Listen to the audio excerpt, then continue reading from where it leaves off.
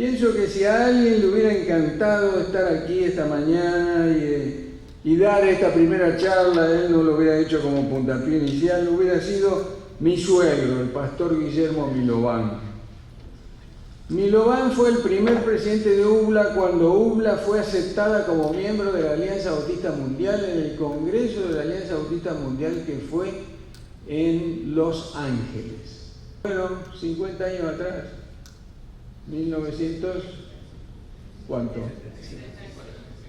Sí, yo ese dato lo tengo medio borroso. Y no solamente fue Milován el presidente de la UBLA, sino que fue el secretario ejecutivo de las Sociedades Bíblicas en el Uruguay. Le hubiera encantado hablar de la Biblia y de todo lo que hace la Biblia. Él tenía un libro preparado para editar, para publicar, que yo recuerde nunca fue publicado. Él se convirtió con una Biblia, cruzando el basurero del pueblo para ahorrar camino. Y en medio del basurero estaba ese librito caído que él agarró. Le faltaban las primeras y las últimas hojas.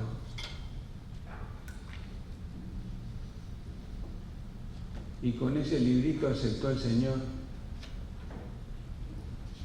En Coronel Dorrego, en el sur de la provincia de Buenos Aires.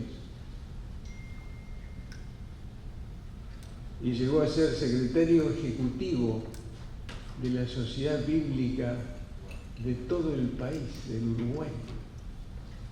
Dicen que nunca hubo tan buena distribución del alcance ecuménico de la Biblia como cuando Milován entregaba las Biblias. Entre varias cosas que Milován escribió este librito que acabo de darle a Paresh. Y en el último capítulo de ese libro, Milován publica el mensaje de apertura de la séptima asamblea de UBLA que se realizó en la ciudad de Buenos Aires en el mes de julio de 1995, paralela al Congreso Mundial de la Alianza Bautista Mundial, que se realizó en la iglesia del 11, en la cual era en ese momento pastor nuestro querido Tomás Macri, presidente de la Alianza Bautista Mundial. Usted fíjese cómo el Señor, nuestro Dios, es especialista en hacer trenzas. Usted busca la trenza y trata de desarmarla y encuentra que cada vez es más fascinante, hay más uniones, tiene más líos y tiene más hilos y tiene más. Esto sirve para algo, con esto podemos hacer un saco que nos abrigue, ¿me entienden? Y así lo tituló Guillermo: Sueños y estrategias de una responsabilidad continental compartida. Sueños, estrategias de una responsabilidad. Es algo que me corresponde. Una responsabilidad compartida. No es solo mía, pero tampoco es solo suya. Es mía y es suya y es de los demás y es de todos. Es de Dios y es del diablo. Es de Dios y es de todos. Y además es una responsabilidad continental. De modo que en el último capítulo de este libro, el capítulo 10, Milován comienza a publicar el mensaje de apertura y su mensaje parece, lo que él propone, se parece casi palabra por palabra con nuestro encuentro de esta semana. Milovan lo tituló UBLA, nuestro compromiso con América Latina en el tramo final del siglo XX. 1995, le faltaban 5 años. Aquello que muchos de nosotros vivimos y que fue como el aceleramiento de la historia. Porque en todos lados se decía, ¿y qué va a pasar? ¿Y qué va a pasar? ¿Y cómo va a venir el segundo milenio? ¿Y cómo vamos a traducir esto y lo otro? Muchos de ustedes se acuerdan que el Congreso de la Alianza Autista Mundial se hizo en enero del año 2000 y en ese mes se iba a caer todos los aviones y el Y2K, como le decían en Estados Unidos, o año... ¿Se acuerdan de eso? O solo yo me acuerdo de eso, medio viejito. Solo los viejitos se acuerdan. Y ahí Milovan nos da 4 pasos. El primer compromiso en América Latina, según Milovan, es anunciar a Cristo y su soberanía a partir ¿de qué? De las Escrituras. Este es un compromiso sine qua non, dice Milovan, es no negociable. ¿Escucharon? Anunciar a Cristo y su soberanía a partir de las Escrituras. A partir de las Escrituras. Las Escrituras no es un camino de fin, no es un camino de propuestas, es un camino no negociable. El segundo paso, dice Milovan, o el segundo compromiso que tenemos con América Latina, y antes de dar el segundo compromiso, fíjense, es un compromiso con América Latina. Nosotros como cristianos somos responsables, estamos comprometidos con aquellos a quienes queremos evangelizar en el nombre de Cristo. El segundo compromiso es ubicarnos en el contexto histórico del momento, en el campo de las ideas, con sus estructuras políticas y sus estructuras culturales. De más está decir que todo esto que yo estoy diciendo rápidamente, paneando por sobre el libro, ustedes lo podrían leer detenidamente en el libro. Ubicarnos en el contexto histórico. Dice Milovan, cuando estudiamos el Nuevo Testamento, y yo creo que él lo diría también respecto del Antiguo Testamento, aunque acá solamente se decía el Nuevo Testamento. Cuando estudiamos el Nuevo Testamento, dice Milovan, es imprescindible, ¿escucharon?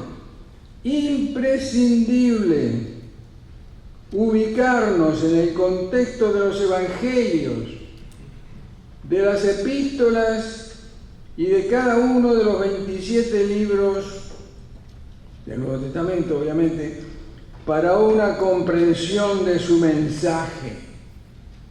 Milovan está diciendo que no podemos entender el mensaje a no ser que estemos comprometidos en ubicarnos imprescindiblemente en el contexto donde esas palabras fueron dichas o fueron escritas.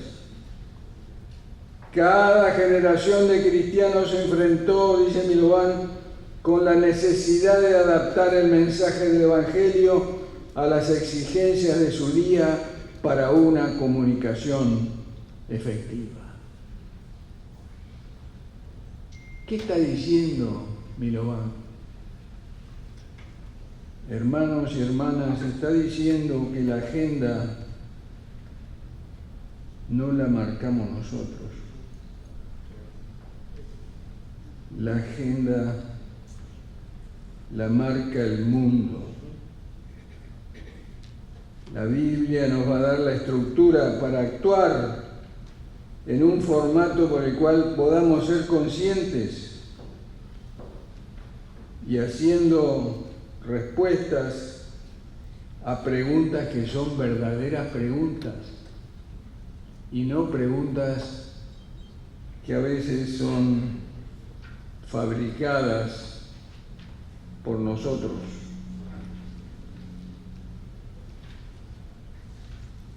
Un día yo fui pastor, entre otras iglesias, esa fue la última iglesia que pastoreamos en Argentina, por 12 años, la iglesia de Ramos Mejía. Ahí está Liliana Farina, que es... La mejor. Sí. Y David Mayeri, que me robó a la hija. Él después se le puede explicar. Obviamente mi señora y yo, y hay alguien más. Bueno, la iglesia de Tomás y la nuestra y la iglesia de Ramos son iglesias muy amigas y que piensan más o menos de la misma manera. Nuestra iglesia o esta iglesia había estado en un periodo de construcción y nos habíamos mudado a ese nuevo lugar y allí les caía muy bien a los niños del barrio. Además había un edificio justo al lado de la iglesia donde vivían muchos chicos, más de lo que se podría soportar, diría uno, y veníamos a la iglesia todos, porque nadie vivía ahí, a pesar de que una persona relacionada con Liliana, ¿verdad?, tu suegro, don Juan, cuidaba del templo más que de su propia clase. Y lo queríamos mucho. Yo vine un día a la iglesia, eran como las 4 de la tarde, y estaba la gurizada ahí, y yo diría que había 20, 25 chicos, sin exagerar, ahí en los escalones de la iglesia, que eran como 3. Y ahí se sentaban los chiquilines y jugaban a cosas que solamente ellos saben, esas manitos, qué sé yo, todas esas cosas que juegan los niños. Y yo me pongo ahí, voy a abrir la puerta y viene un niño y dice: pastor, pastor. Él sabía que yo era pastor, yo no sabía quién era él, pero él sabía que yo era pastor. Pastor, pastor. Digo: ¿Qué dice, hijito? Dice: esta iglesia, ¿qué hace para los chicos?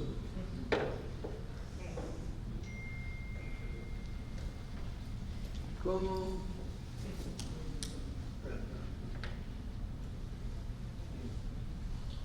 No supe qué contestarle. Ese chico tenía 10, 12 años, más no tenía. Pastor, ¿y esta iglesia qué hace para los chicos? Bueno, hicimos un par de cosas que fueron como abre ojos, que nos enseñaron a mirar de otra manera. Curiosamente, durante el mismo tiempo se estaba hablando ya en la iglesia, la mamá de Liliana Farina era muy instrumental en esas conversaciones, y la conversación era, como Liliana podrá avalar, tenemos que cambiar la iglesia, ahora tenemos edificios nuevos, ahora tenemos podemos hacer cosas lindas, cosas que antes no podíamos hacer.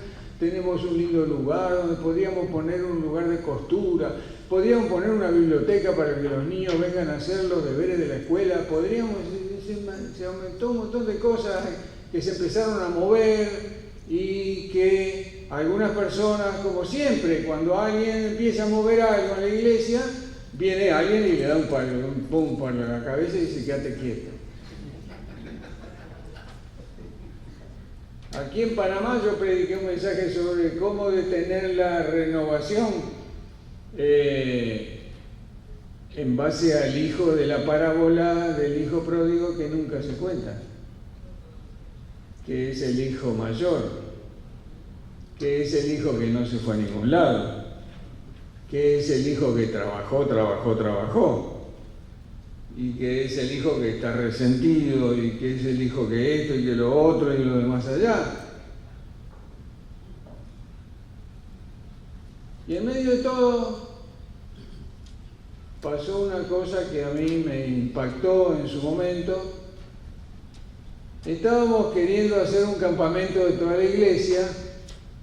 En Argentina hacer campamento significa ir hasta algún lugar donde hay un edificio que tiene las necesidades básicas, dormitorios, baños, tiene agua.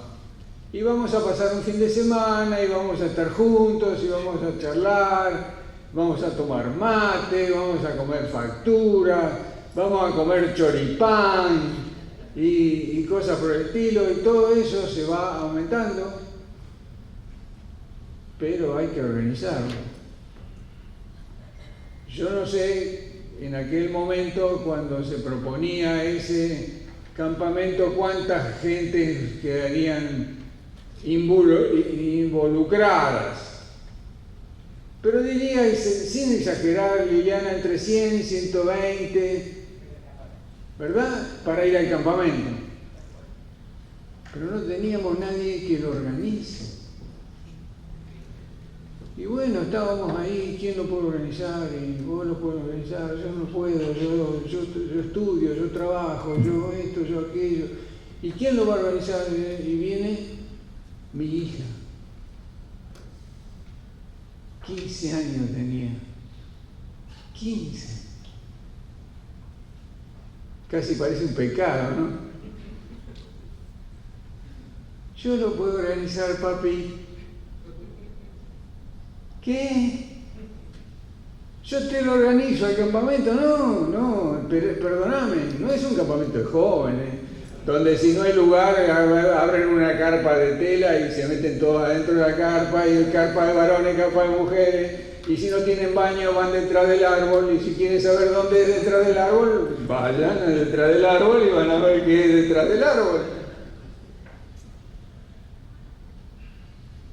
Se ofendió. Todos pueden hacer cosas en esta iglesia y yo no puedo porque soy el hija del pastor. Pero Carolina, mirá, es una cuestión muy seria y que hay gente involucrada, hay ancianos. Está la mamá de Liliana Farín. Pero algo así era. Bueno, lo aceptó y se fue. Al fin de semana siguiente viene el que era el líder de los jóvenes y otro pequeño grupo de poder que se había formado ahí en contra del pastor, porque no dejaba a su hija ir a organizar el campamento. Y yo les dije, ¿y ustedes qué quieren? Nosotros queremos que le deje Carolina organizar el campamento, porque ella puede organizarlo. Bueno, vamos a hacerlo. Y lo hicimos. ¿Y saben qué? Funcionó. Anduvo bien. Ninguna persona le pasó nada. No hubo mal espíritu. No hubo muchas cosas que a veces hay en los campamentos. Alguien que falta el respeto o cosas por el estilo. Y ahí empezó el mover, porque ese fue una, ¿cómo se dice?, una estrategia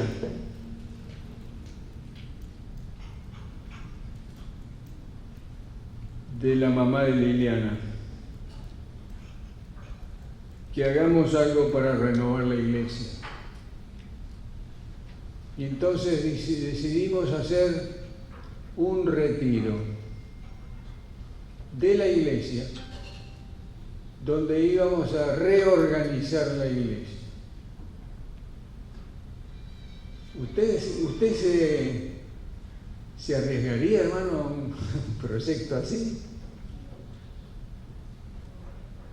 Y bueno, se hizo la invitación y vino la gente. Fue un día sábado, todo el día, y sacamos la base bíblica de nuestro trabajo, hablando de los 5 ministerios de la iglesia. Encaramos esos ministerios en lo que llamamos la cruz del ministerio: el ministerio de educación cristiana, la base de la cruz; el ministerio de adoración,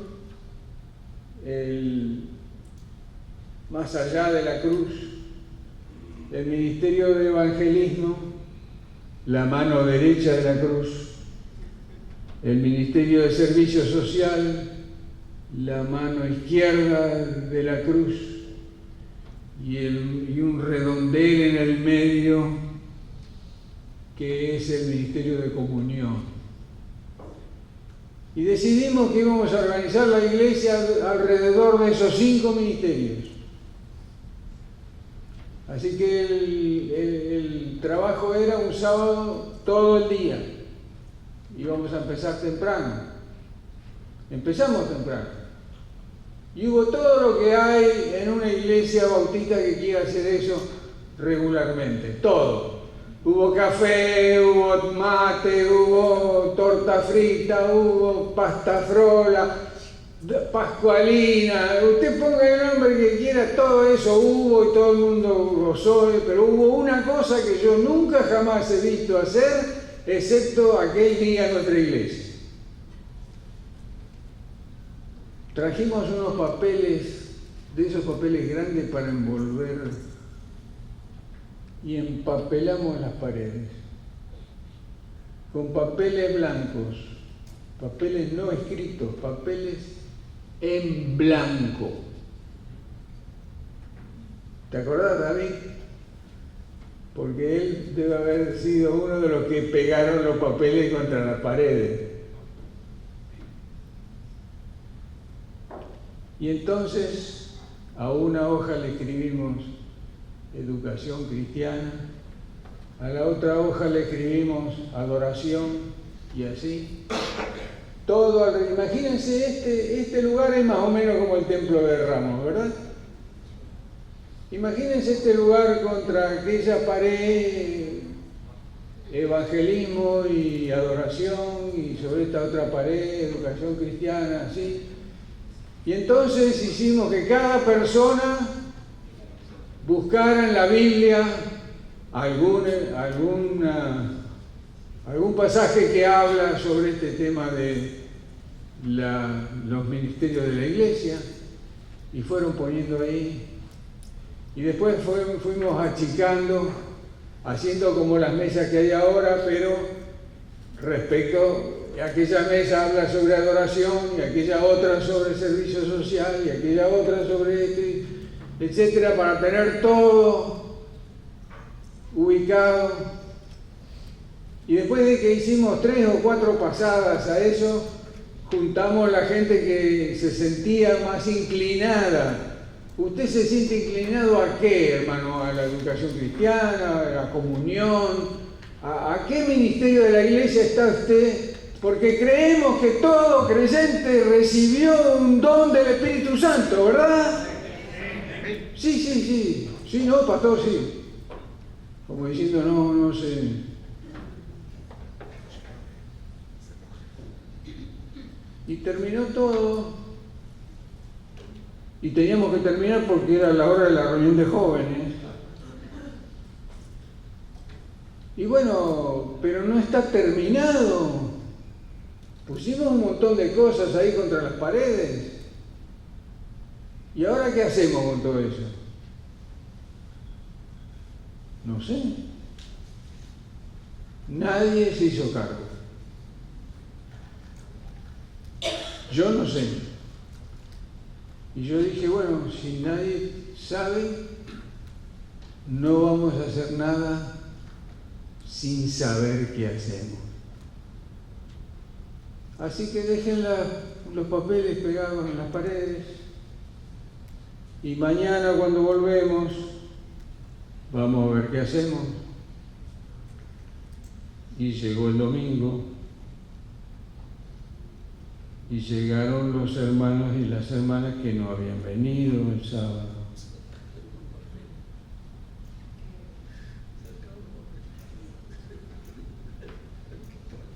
¿Qué está pasando, pastor?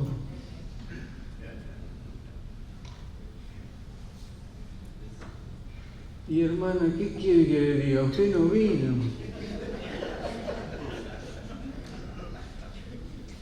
Hermano, esto es verídico. ¿Ves que la hermana Liliana se esconde ahí porque... Yo pedí los papeles. Acá tenemos 4 miembros de la iglesia en aquel momento. David, mi esposa, Liliana y yo. Y Tomás, gran amigo del...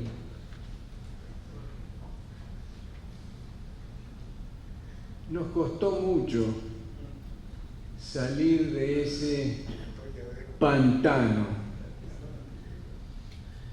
porque no había mal espíritu, pero no había comprensión de la materia bíblica.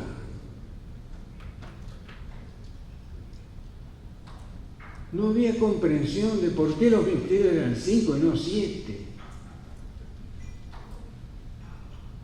Y algunos intentaron entre las hojas hacer cosas diferentes. Bueno, estamos soñando, no vamos a gastar plata, así que mientras no vamos a gastar plata no pasa nada. Podemos soñar todo lo que queremos, pero nunca vamos a ir a ningún lado. Así que si usted quiere soñar, usted es como José, el soñador, sueñe, hermano. No hay ningún problema, y dele sus sueños a los hermanos de la iglesia y dígale, ¿por qué no hacemos esto? ¿Por qué no hacemos lo otro? Y a lo mejor en alguna de todas esas circunstancias alguien va a destapar la olla y fijarse qué es lo que se está cocinando adentro. Con el tiempo, ese shock de estar todo nuevo se fue poniendo más sesudo, más colaborador, con mayor firmeza, y se produjo lo que estábamos esperando. Así dice Milovan en el segundo paso: ubicarnos en el contexto histórico, en el campo de las ideas, con sus estructuras políticas y culturales. Tenemos que analizar lo que la Biblia dice y cómo la Biblia nos da estructura para actuar en el momento en el cual tenemos que adaptar el mensaje a las exigencias de su día.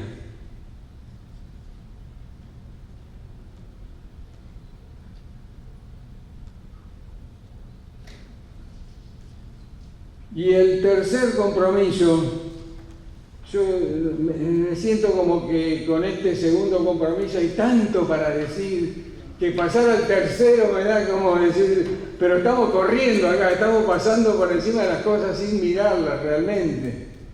Pero bueno, tercer compromiso con América Latina es buscar la identidad, la unidad cada vez más estrecha.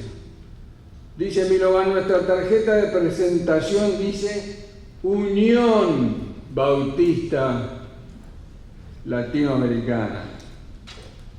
En Guayaquil, dice él, 1979, se puso de manifiesto que esta unión tenía más fuerza de integración que de unidad de concepto doctrinal.